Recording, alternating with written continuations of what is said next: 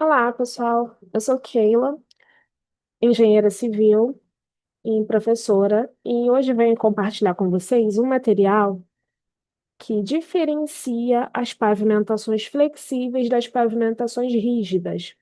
E aí eu vou compartilhar com vocês aqui para que a gente fale sobre isso. Então, existe, gente, né, as pavimentações, o que nós já conhecemos, não é? Que é por onde passam os veículos nas rodovias, nas vias. E aí, o pavimento, que é o produto da pavimentação, ele é uma estrutura de múltiplas camadas. Então, existem aqui camadas. Esse é um pavimento flexível e esse é um pavimento rígido.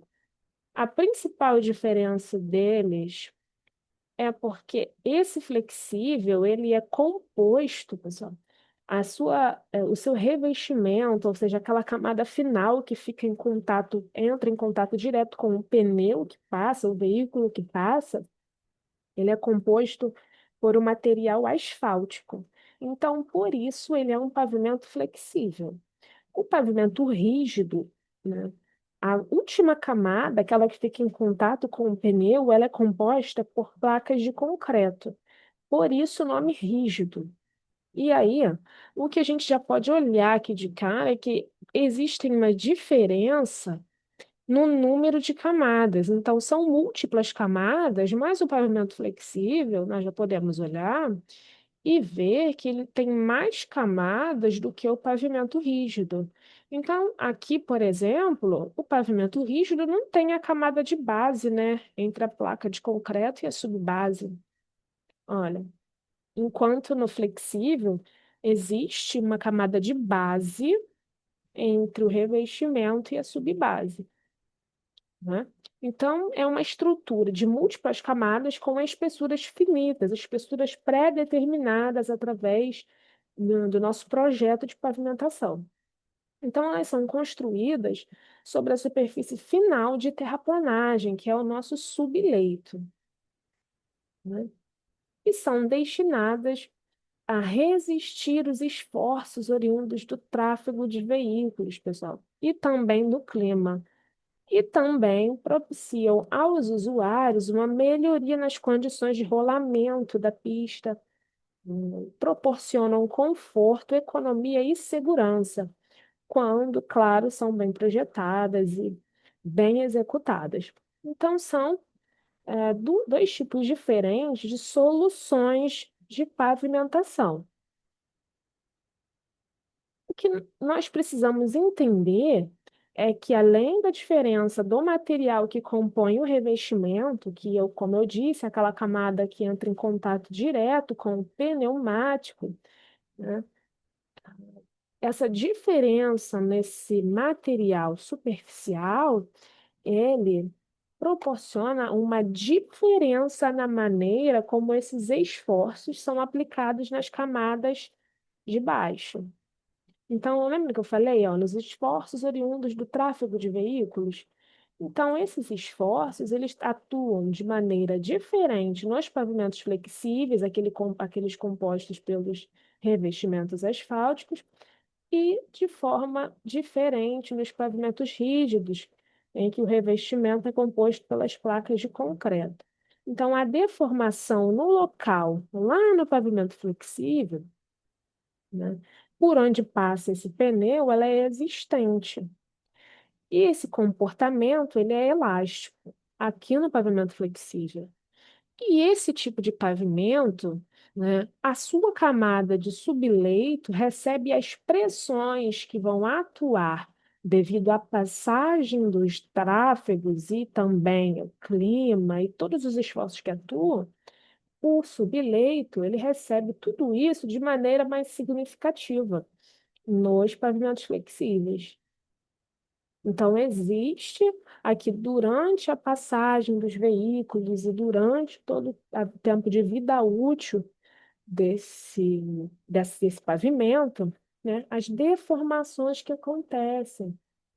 E essas pressões são muito mais sentidas pelo subleito no pavimento flexível, né?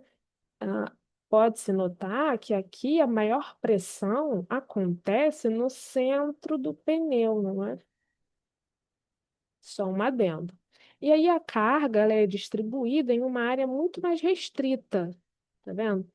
Muito mais próxima à área de contato que existe entre o pneu e o revestimento, né? Então, é uma carga distribuída que atua muito próxima, né, a essa área de contato pneu-pavimento. Essa definição do DENIT, que é o nosso Departamento Nacional de Infraestrutura de Transportes, diz que esse pavimento flexível é aquele em que todas as camadas sofrem deformação elástica significativa sob carregamento aplicado. E, portanto, opa, pessoal, desculpa. E, portanto,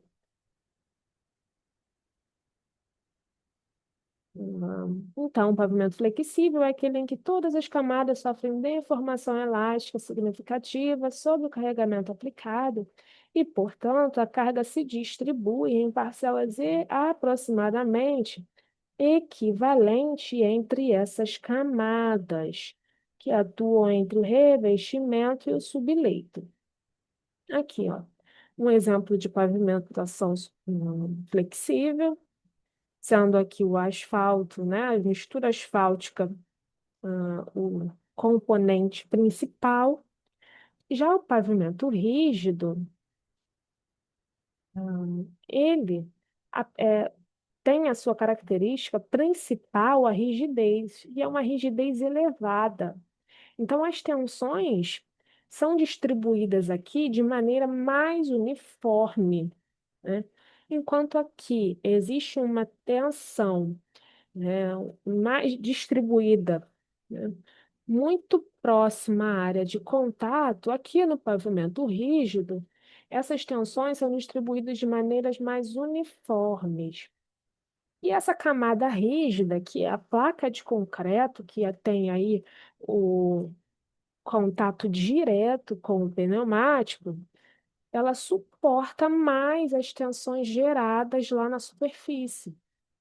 Então, o subleito no pavimento rígido, ele não sente as pressões de forma significativa. O nosso subleito, que nós já vimos, é a camada final de solo lá da terraplanagem. Então, a carga ela é distribuída em uma área maior, onde as tensões se dispersam. Definição do DENIT para pavimento rígido. O DENIT diz que ele é aquele em que o revestimento tem uma elevada rigidez em relação às camadas inferiores, camadas de subbase. Quais são as camadas do pavimento rígido? Subbase. Se houver necessário uma camada filtrante.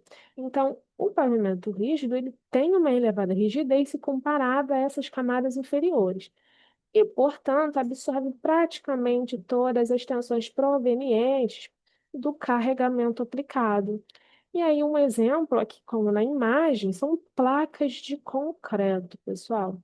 Então, a principal diferença entre eles é a forma como os esforços são aplicados nas camadas, ok?